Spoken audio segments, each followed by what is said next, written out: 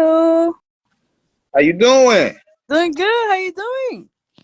All right, one of the hardest workers in the game right here. We talk about Thank- model, singer, TV host, film, radio. Damn. Maybe we No, gotta go hard and go work. yeah, no, I appreciate it. I appreciate it. I just finished doing a taping right now. That's why I was like, oh, timing wise, but I'm here. I'm here.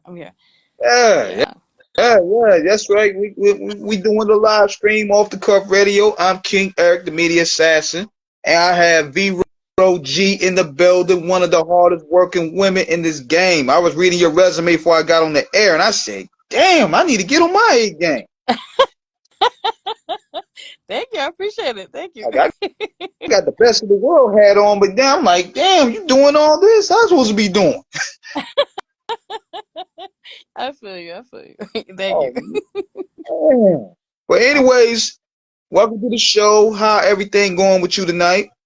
Oh, it's good. It's doing good. Besides the weather's cold out here, but it's all right so far. Yeah, Oh God, it's miserable outside.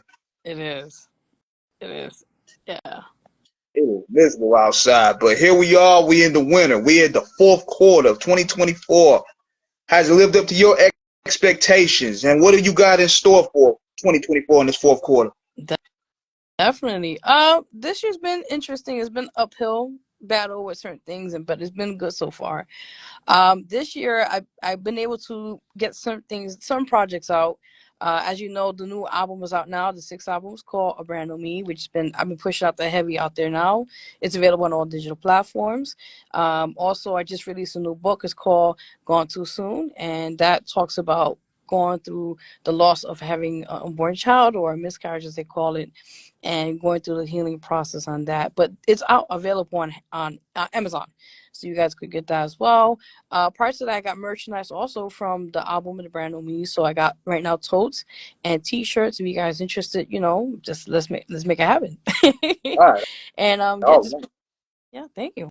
that's great. And you got the new music project. Tell us about it. Yes. Okay. So Brand New Me, pretty much it's been like 2 years in the works with this album. And the concept of Brand New Me is pretty much like me telling the world right now, it's a new chapter, new me. I'm out now, just new a set of life, as they say. And the album is amazing. It has like I think 10 songs. And it has a lot of different concepts on there, like from, of course, you all know, sad music, uplifting music, different music that are different sounds that were everybody could relate.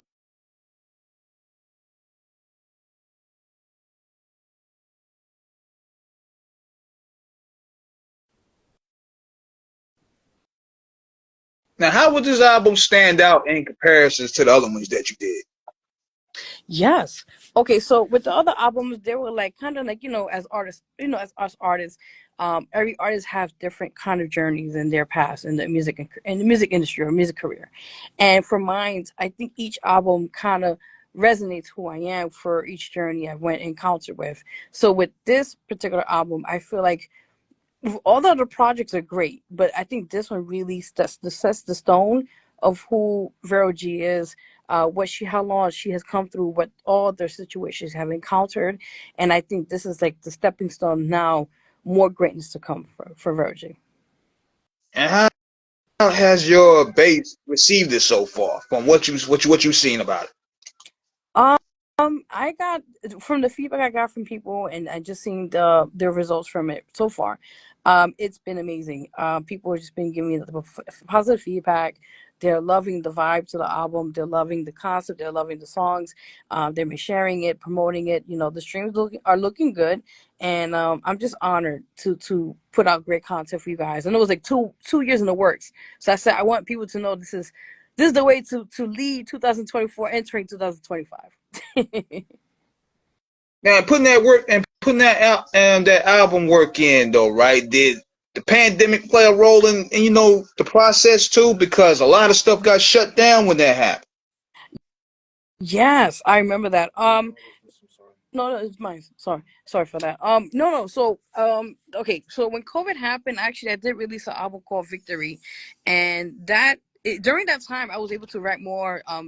Actually I had a studio luckily at the time that was open and do my project there, so I was able to do that, so I'm very happy for that. But COVID did put a little setback for me a little bit, but it really gave me more of a time that we all were had to stay home and get situated, to look at myself a little more and reevaluate everything and just get ready to just put out more great content for you guys. Definitely. And now we're going to your background here. You came up in the Lower East Side of New York. Tell me what it's like growing up in that time period. Oh my God, yes. Now we're talking about the 90s. Yes, yes. So yeah, different time, different era. But yeah, around that time frame, I was a little girl growing up watching. The area has changed a bit since I've been there. But back then it had its good moments. We had like the community people uniting, doing different things out here. But the unfortunate part about the Lower East Side back then was the drug situation, where it was very drug infested. It was a lot of crime back then there. It's not as bad as it was before, but it has lessened, but it's still, it's still what it is. But overall I think, I gained a lot from watching that as a kid and seeing that in my environment, and realizing now as an adult, but back then as a kid, like, yeah, I'll stay home and I'm gonna just do what I gotta do. Right. Yeah. Because it was very active outside around that time period. Yes. Oh yeah, it was a lot of cops out there back then. It was crazy. It was very it was very active. And on top of that, there was nothing, no social media to broadcast a lot of the stuff. We had to see the activity in real time. Facts. Yep, it's true. Yeah. Yeah. That's what made it fun in a way, because not everything was meant for the camera. Very true. That's what Very made true. it fun. But now you go into that stage, and now you transition to wanting to do music. What was that moment in your life when you was like, man, I want to do music? Yeah. I would say from the early age of 7 years old, I just, how everybody say they have a calling in life, right? And at that age, it was a pivotal moment in my life, and I realized it was just something that came to me and said, "This is something that I'm gonna have to work on as a craft and work with it, and it's gonna get done." And I was able to, be able, my junior high school 22 school choir. I worked there for a little while in the eighth grade. My other peers, and get the experience. It was really great because we competed with other students and other schools, and I did receive from that. We won our first prize, actually, trophy from competing with other choirs, and just to see the love we got, and it was something I was like, yeah, I'm on the right path. Right. So it was great. It was great. Yeah. And then how did you come up with your name, VERO G? Okay, so this one is very simple. A lot of people are like, what? Okay, so so my government name, right, is Veronica Gonzalez. So I was like, you know what? I want to make something kind of cute, trendy, and it's original, right? So I was like, because a lot of people back in my day, my parents and a few family members, Spanish, yo, Vero, Vero, short for Veronica. So I was like, you know what? I'll go with the Vero because short for Veronica, and G my last name. So I was like, it kind of catchy and it's short. So I was like, I rock with it ever since then.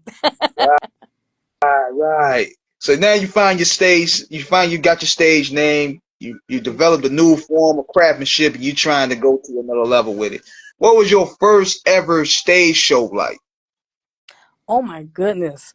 Um, this is like way back now, way back. I would say Right. prior to okay, so prior to the choir experience, it was nice because it was like other people. But my first solo performance, I never forget. It was at the New Yorkers Poets Cafe, and I was nervous as you could be. And I remember I performed. It was no music at the time. It was just straight a cappella, and I did the song "Summertime," the original jazz version of it, and I sang my heart out. And let me tell you, after I performed, people was quiet; they were listening. After I performed, they just a round of applause, and it felt so great because I was nervous, and just to see the amount of people that just it was like, "Yo, that's awesome, yo," and I was like, "Damn, that's pretty cool. I like this feeling." It was good. It was good. Yeah. Yeah, it's like that feeling that it's like an adrenaline rush. It's Yeah. kind of like when you're going into a new craftsmanship, you get nervous at first, but once you hit the stage, it all comes out. So true. The nerves go away. Uh, all the nerves go away, and you're just thinking of all the things that you're trying to build from there. So true. So true. So now we going on. Now, what were kind of some of the challenges that you faced getting into this game? Oh my God, the list goes on. Um, I think overall there were certain things I did face, which some one of the two things I would say the most um was because I'm a woman of my stature. I'm a woman where I'm a curvy woman, and I have faced discrimination with body image. And going through the beginnings phases of my musical career to now, there are still a lot of backlash women who, hold themselves a certain way, and they can't control that. So I did face a couple of times with that, where I felt like, what, I'm not the one to be discriminated or be dealt with this problem. And how I handled it was, I said, excuse my French, fuck it. If Lizzo could, if she's a big girl, and back then she was, now she lost the weight, but back then she was able to do it, and she had that positivity. That's how I overcame that, because I said, end of the day, we're all God's image of how we look. And I feel like I'm not going to be here to be walking around this world and being judged by because of my weight instead of what I could bring to the table. So I had to face that.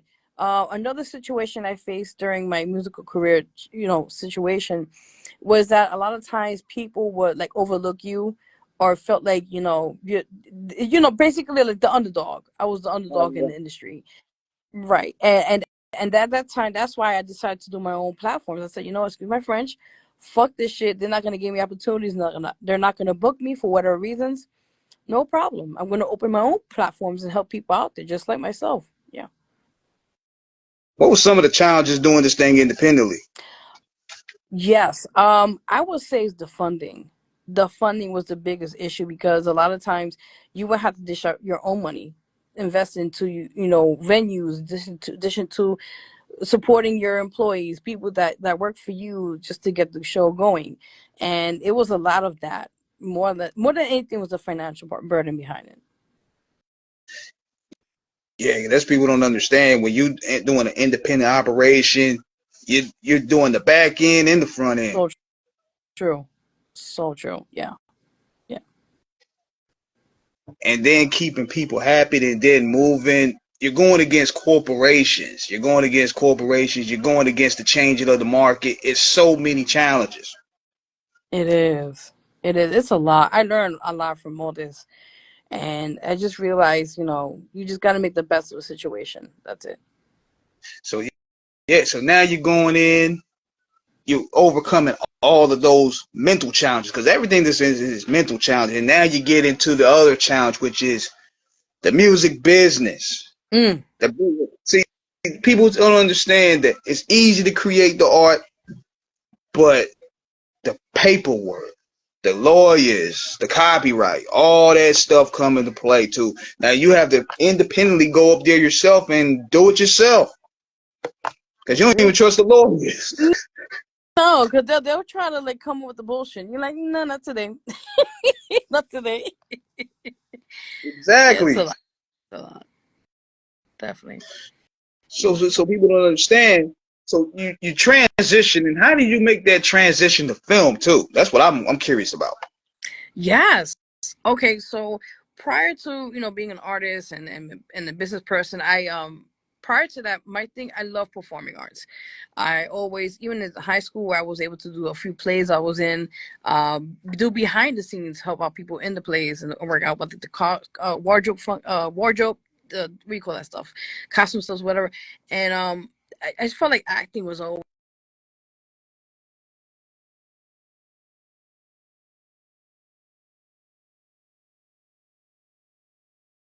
just love it. And we were able to actually, from myself and my business partner Jampire Media, and also Gemini Stacks Productions, we were able to do a few short films we were able to put out, and we actually submitted to a few film festivals. And some got we received some awards from it, and some were, at least seen, let's put it that way. So It was great. It was great, and I think just filming. I love directing as well. I direct a few other short films, and to help out any way possible to make the film and the content what it is to get the people to watch it and just to see what it's about. And it was just great. Yeah. Now, you know what's another challenge about the film industry now is that the market is so wide open. Like, it's a good thing that people could get in. It's easier to get in, but at the same time, you have so many people trying to get in. So you got to Yeah. find ways of making your content stand out. Because now you have 2,000 versus 200 getting in now. Oh my God. Yes. Yes, I realize that now, and like you're right. Like I said, back then it was like you had to go through the movie theater. Now we call it the movie labels, or what you want to call it, MGM and all those places, to even get a shot of your script being seen, or or whatever the case may be. But now, like I said, everything is open. Like you have your own. There's so many platforms you can submit to and even be heard more now. So like you're right. It's more competition, pretty much what it is. But as long as you stay Yeah, true to who you are and your whatever project or work you put into or you back or whatever case may be, if you believe in the brand itself, then that's all that really matters, and if people support it, that's great. yeah, because you have so many platforms now, especially the way streaming done took the game for a loop. Because when we was coming out, it was VHS, it was DVDs. Now you have like 100 different streaming platforms. And it So used to be a true. time like, okay, I think I could go ahead and make an action movie or something. You go submit that action movie to Tubi, you see about 50 of them over there already. You like, damn, It's true, yeah, it's damn. true. So that's the crazy part about it right now, because you have something unique and you have the most unique idea, but then you have the carbon copies coming in doing the same exact Oh, thing. And oh, you I like, see dang. that. So that's what makes it complicated.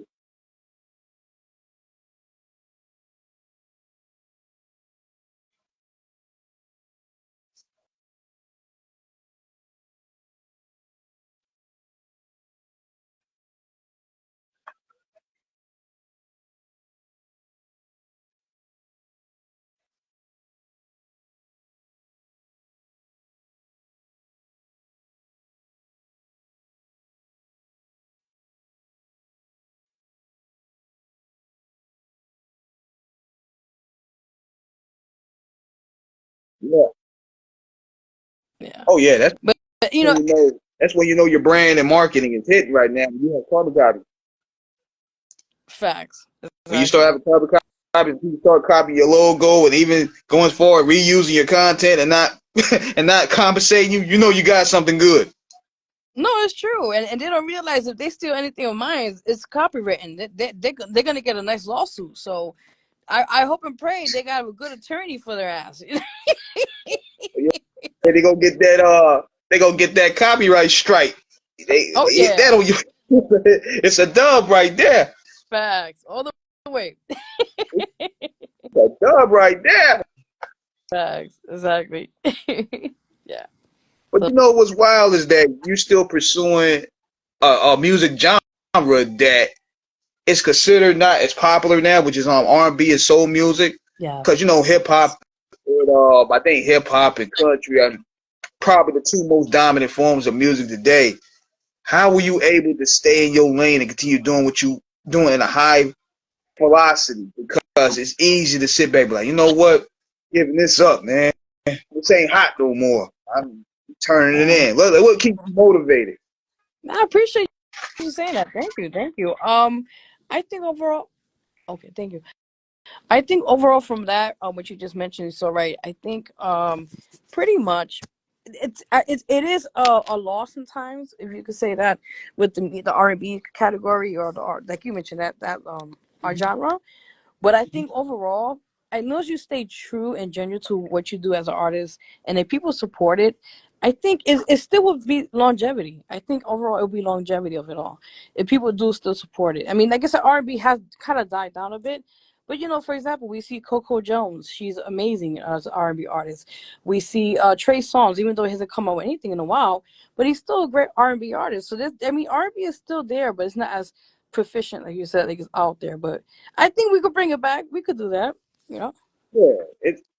And plus, we at a time now where everybody's their own radio station because of streaming and playlists and all that stuff now. So therefore, I think it's within the people. Yes. So true. Radio I don't always really say, control it no more. yeah, exactly. And even though like you mentioned, even though the R&B is kind of like you said dead a little bit, but the main thing is people Hmm. still support it and support your music or whatever the case may be. Then you know it's still happening. You know. Yeah. Absolutely. Now Definitely. going into the music thing and everything. What was some of your musical inspirations? Oh my God, the list goes on. I think the classics, the legends, I have to give them a respect.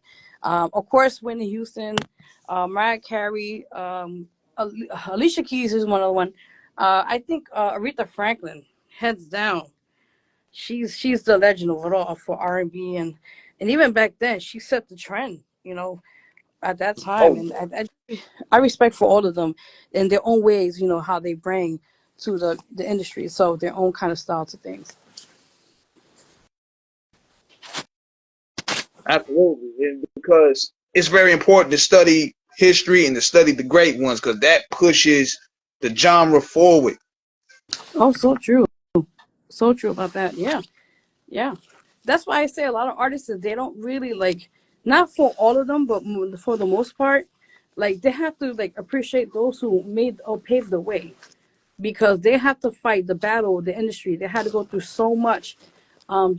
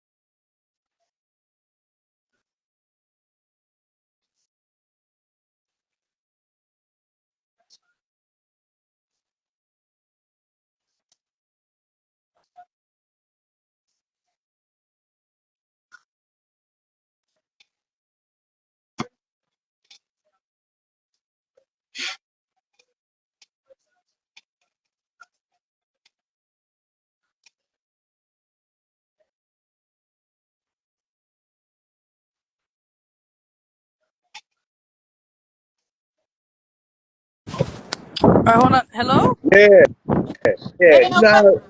yeah, I'm back.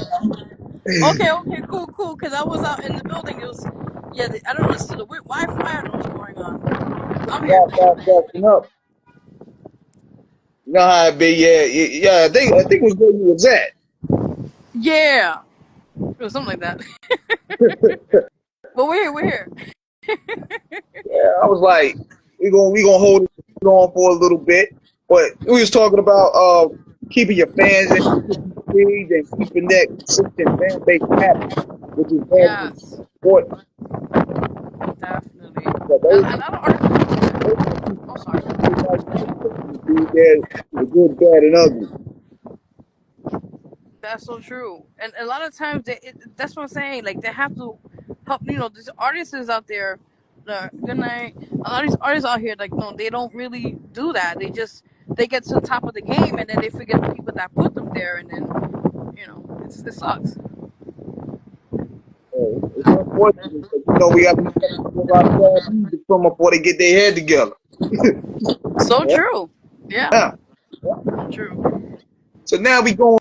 So now we going on. Now, what are your thoughts about streaming? Do you think streaming is beneficial for you as an artist, or do you prefer it going back to The old days of physical, the vinyl for the most part.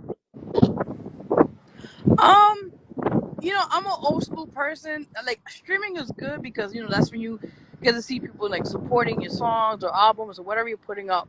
But I just love when like if you people buy CDs. I know CDs are obsolete now, but like I love when people like you meet your fans and they buy your product or your brand and it's actually interact with them and you get to know like what they really like about your stuff and it's things like that. I prefer more interpersonal instead of it being just online. Yeah, but there's nothing like you had the physicals. You could read the credits, you could read who does the beats, who wrote the lyrics, Yeah, who did the ghost writing, all that stuff. It was informative to building the identity as an artist. so true. So true. I think that's also another thing a lot of people don't know. Like when artists is out there, like they have a team, like you said, writers or producers or whoever, they should give them that little more of a credit because they're the ones that help, the song, whatever their project is about, what it is. And without them, they won't have that much of a good feedback or whatever it is, the process, the song, whatever it is. Really. Because everybody need to be credited like you. It ain't just you. You just a star. Definitely. Yeah. I don't know. It's just a lot of times, I don't know. I feel like people should get more credit when it comes to it, if they do the help with the work, the song, or whatever the case may be with the project. Absolutely. Absolutely. Yeah, had to make sure I ain't lose my signal because the signal is kind of bad here. We also got real cold weather out here. Yeah, I'm outside right now. It's brick. Oh my god. So now you got so now moving forward. We're going to 2025. Like, what's your what's your what you have in store for the first quarter?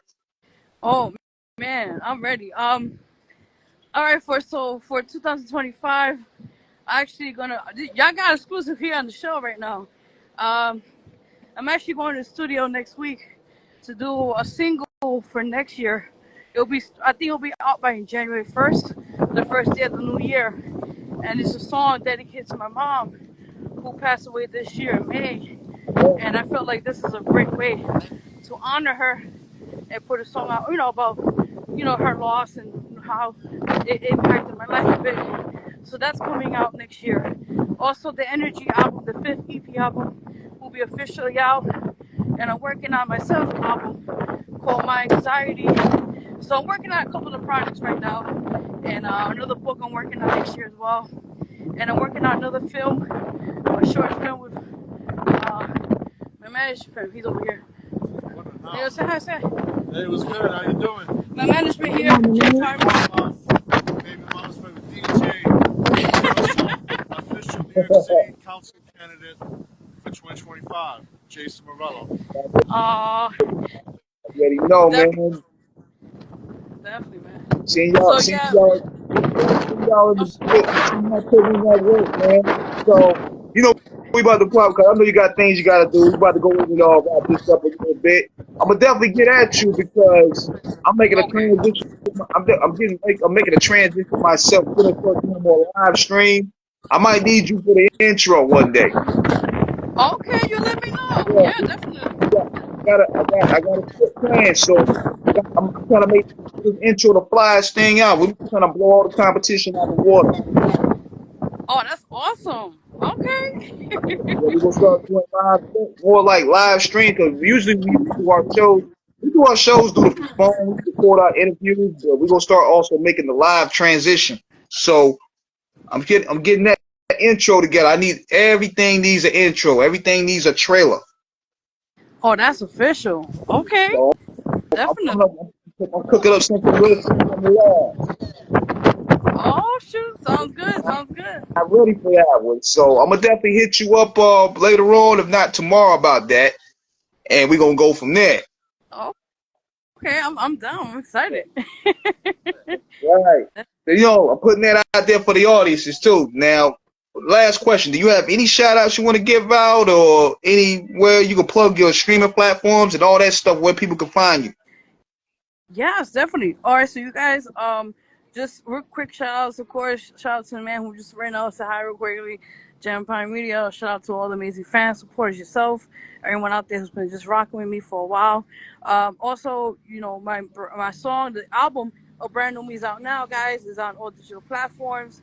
Go check that out. It's really worth the listen to, at least the support if you guys can. And yeah, like I said, I'm working on more projects for you guys next year, 2025. I just can't wait. And you guys can follow me here on the gram at official VERO G. You want to check out any other projects I'm working on. Oh, also want to add quickly, we're doing a toy drive next Sunday on December 15th in Manhattan, downtown Lower East Side.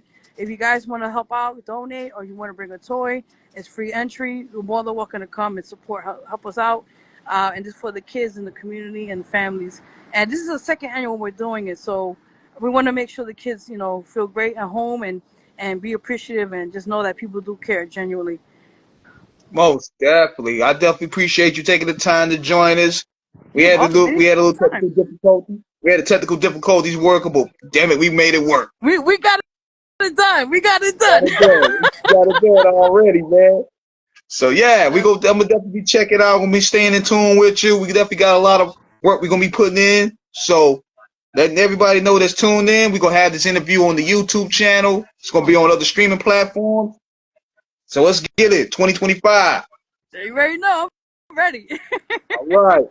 You take care, love. You too. Thank you so much. All right. All right. Y'all take it easy. Thank you too, man. Bye.